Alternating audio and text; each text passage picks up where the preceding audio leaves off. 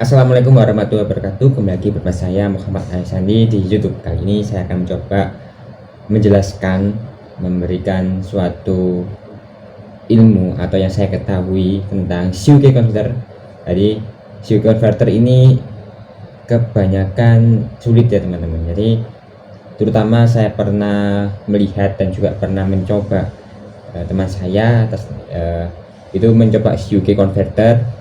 Selalu di C2 nya itu kapasitor selalu meletus, jadi selalu meledas. Jadi ternyata ada tipsnya biar kapasitor pada C2 ini tidak meledas. Untuk lebih jelasnya seperti berikut ini adalah saya kasih dulu ya untuk perhitungan. Untuk lebih jelasnya, let's go. Jadi berikut ini adalah perhitungan CUK converter yang sudah saya kerjakan di proyek akhir, tugas akhir di Politeknik Elektronika Negeri Surabaya. Jadi CUK converter ini saya gunakan dua arah atau bidirectional converter.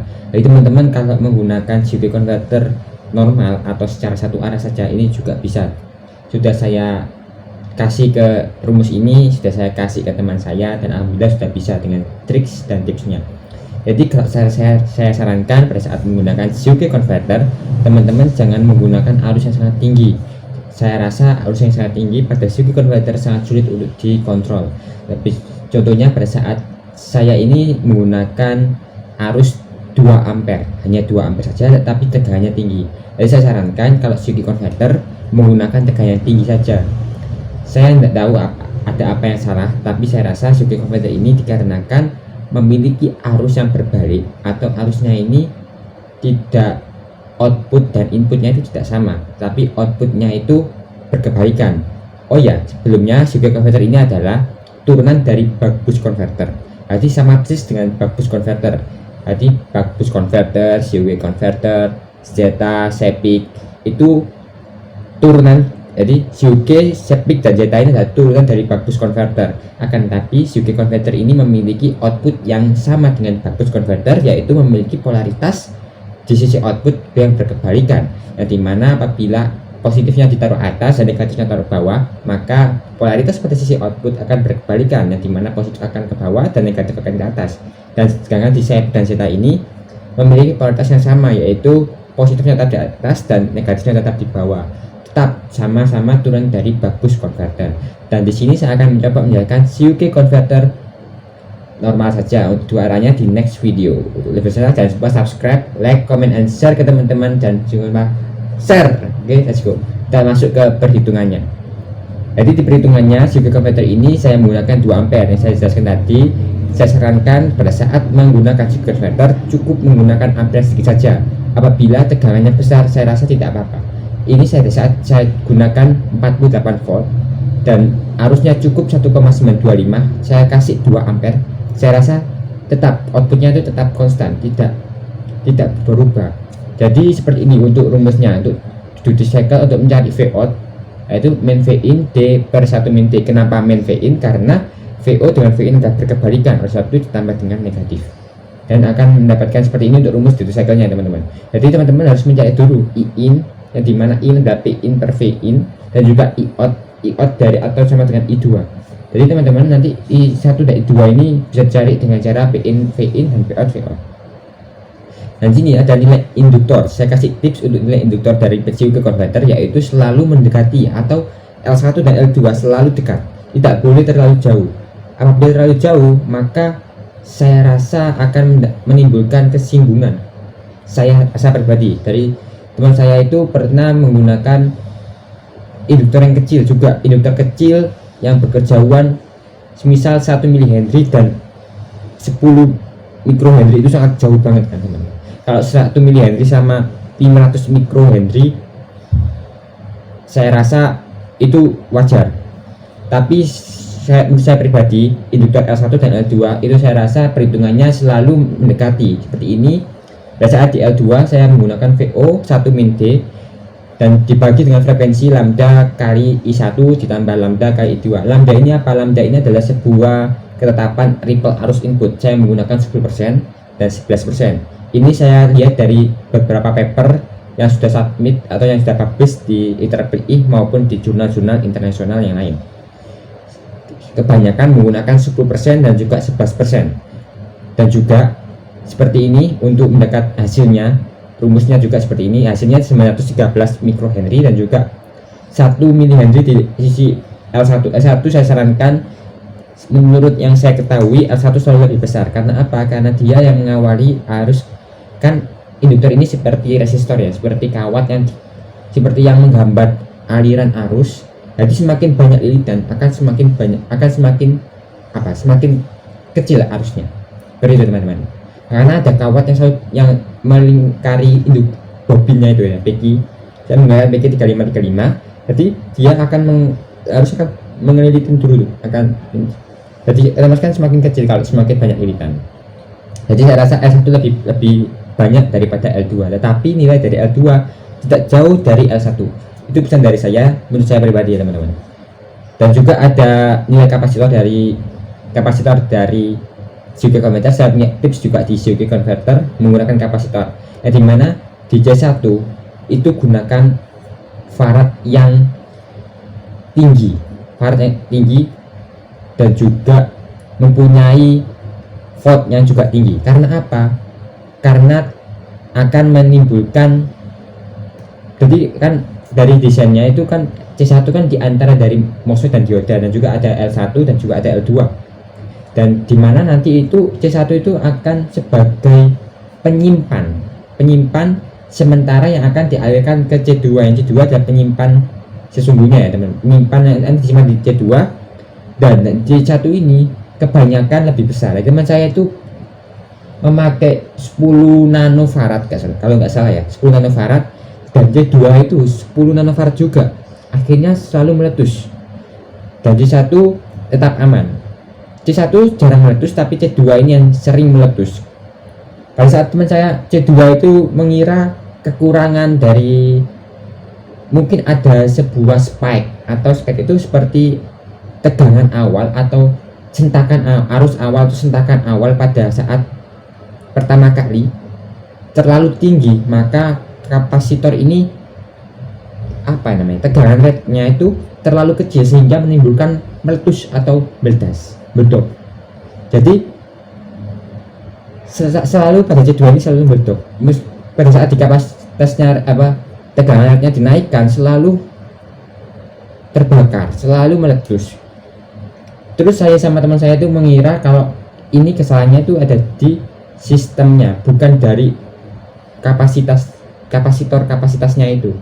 Akhirnya dihitung lagi, ketemunya itu 1,62 mikrofarad. Teman saya itu yang aslinya tetap 10 nanofarad, tetapi pada saat dicoba tetap meletus. Ternyata kesalahannya adalah di sisi merek jenis dari kapasitornya. Jangan menggunakan kapasitor elektrolitik. Saya sarankan menggunakan kapasitor non polar. Non polar itu apa? Non polar itu tidak mempunyai nilai positif dan kutub negatif. Jadi teman-teman, saya sarankan pakai kapasitor non polar. Saya dan teman saya itu berhasil saat menggunakan kapasitor non polar di sisi C2-nya. Jadi seperti ini perhitungannya. Dan juga kalau saya sarankan pada saat menggunakan ini kan saya ketemunya 2,2 mikrofarad. Saya itu di pasar Genteng Surabaya terdapat dengan tegangan rate 1 kV, sangat tinggi, dan itu sangat aman banget. Jadi pada saat di tegangan sangat tinggi itu sangat aman banget.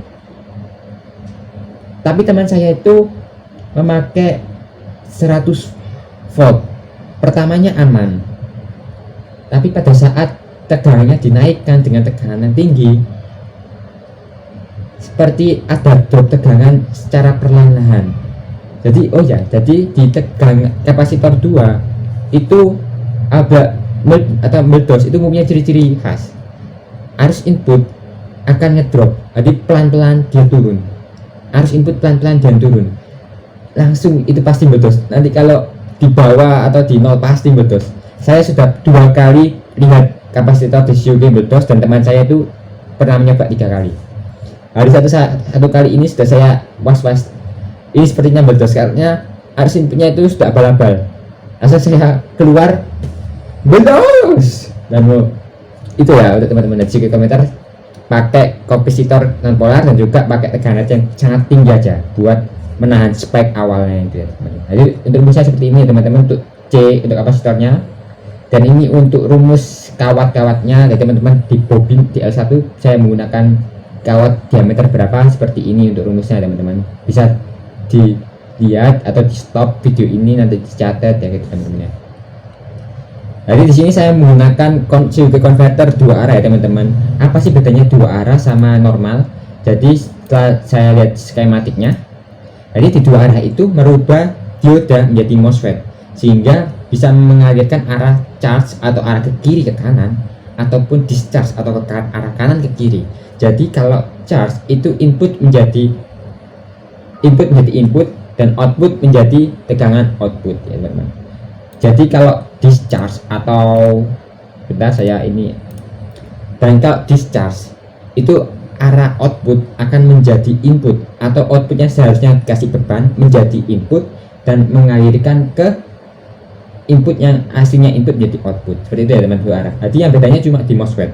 Jadi kalau teman-teman normal, CVK converter normal saja, saya rasa memakai ini teman-teman, MOSFET ini yang saya blok ini ada di K5, K6, K7 ini ada dioda. Oh ya teman-teman, saya rasa tidak perlu sebanyak-banyak ini untuk membagi arus. Akan tapi teman saya ini, menurut pengalaman pribadi saya teman-teman, teman saya itu memasang paralel CVK converter MOSFET-nya itu ada dua, tapi yang panas selalu yang paling depan. Jadi arusnya itu mengalir ke sini, tidak membagi. Aslinya itu kan membagi ya, paralel kan membagi arus, tapi arusnya itu tetap kayak yang panas yang ditanggung itu, yang maksudnya yang depan. Saya nggak tahu itu apa, tapi saya coba MOSFET cukup satu dengan merek W445NM60. Teman-teman juga bisa membeli MOSFET W45NM60 ini. Itu saya rasa sangat bagus ya teman-teman. Saya sering memakai MOSFET itu di VP converter, di CVK converter, di teman saya kemarin itu di Bagus memakai itu juga ya, bisa kalau pakai W45NM60. Saya bukannya menjadikan IRFP teman-teman, teman saya ada yang IRFP 460 yang CUG itu, entah kenapa arus selalu tinggi di awal. Kalau W45NM itu arusnya itu bisa ditangguhkan. Misal arus inputnya itu kebaca 2 itu pakai W45. Kalau pakai IRFP 460 kebacanya itu 6. Saya nggak tahu itu apa permasalahannya, tapi saya sarankan memakai W45NM apabila menggunakan CVK converter tadi, W45NM60. Jadi di sini ada kapasitor seperti ini desainnya teman-teman. Saya menggunakan L1 dan L2 berbeda bobin, jadi biar lebih aman ya teman-teman. Kalau ada satu bobin atau paket G5 3G5 di sisi kiri untuk L1, sisi kanan untuk L2 tidak apa-apa, tapi itu hanya riskan apabila tersentuh maka akan menjadi short circuit dan akan menyalurkan dan akan melewati ya, pokoknya akan berbahaya. Saya sarankan pakai dua bobin aja, L1 sendiri dan L2 sendiri. Jadi di situ nanti akan masuk ke outputnya itu dalam bentuk kapasitor elektrolit untuk di C1 dan kapasitor non polar untuk C2. Ingat ya teman-teman, untuk kapasitor non polar di C2. Dan untuk desain seperti berikut ini teman-teman, saya tidak bisa mengirim file ini karena ini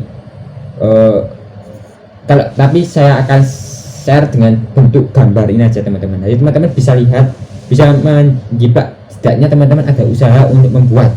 Jadi seperti ini untuk desainnya. Jadi saya bobinnya di sebelah sini, bobinnya sebelah sini. Jadi teman-teman lihat.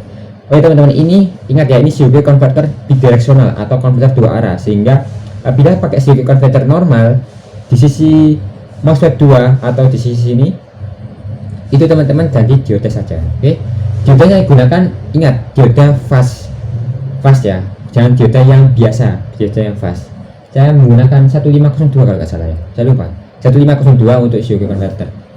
Jadi saya menggunakan fuse jangan terlalu tinggi teman-teman. Apabila menggunakan ampere 2 ampere cukup menggunakan fuse 3 atau 4, atau jangan terlalu tinggi karena biar lebih aman di boardnya. Apabila terjadi apa-apa fuse center akan putus. Dan juga Tadi saya menggunakan MOSFET W45NM60, terus bobin pada L1 saya menggunakan 1 mH. Saya lebihkan, oh ya teman-teman, kalau memilih induktor jangan berkurang atau pas, jangan pas dan jangan berkurang, tapi lebihkan sedikit. Misalnya 1 mH, saya itu menggulungnya itu 1,12 mH, dan satunya itu ada 0,913 kalau nggak salah mikrohenry. Saya milihnya dari 1 mH. Jadi saya lebihkan gitu teman-teman. Karena apa? Karena bila kurang nanti takutnya arusnya sangat tinggi, dia arusnya akan dikurangi, itu akan mempengaruhi di efisiensi ya teman-teman. Tapi kalau kurang itu pasti akan sangat berbahaya di arusnya, tapi kalau berlebihan sangat jauh berpengaruh di efisiensinya. Jadi di sini ada, oh teman-teman, jadi outputnya itu saya taruh di sini karena ini ada bidireksional. Saya ingin mencoba suhu konverter saja, charge-nya gimana, discharge-nya gimana. Jadi outputnya itu di sini, dikecilin, tapi ya alhamdulillah bisa. Nah di sini tuh DC2 itu saya gunakan kapasitor non polar dengan kapasitas 2,2 mikrofarad, 2,2 mikrofarad, dan juga dengan tegangan 101 kV atau ya itu ya 1000 kV. Begitu teman-teman untuk desain circuit converter dan perhitungan desain converter dan pengalaman saya menguji circuit converter seperti berikut. Ini adalah pengujian circuit converter secara charge dan juga discharge. Untuk lebih jelasnya jangan lupa, apabila teman-teman suka dengan video ini, apabila teman-teman mendukung video ini agar bisa menjelaskan konverter yang lain, teman-teman bisa komen di kolom komentar, dan juga jangan lupa subscribe, like, dan juga jangan share ke teman-teman biar teman-teman dan atau teman-teman juga teman yang membuat konverter CUK atau konverter yang lain bisa mudah, bisa paham setidaknya basicnya aja, dan atau pengalaman dari orang yang pernah menguji sebuah konverter, yaitu saya dan teman saya. Oke, jangan lupa subscribe dan sampai jumpa ke teman-teman, sampai jumpa ke video selanjutnya, dan dadah. Terima kasih sudah menonton. 0,09 tegang input 20,09, harus input 0,011, harus output 0,045. Ini adalah pada saat tegangan output 2,412.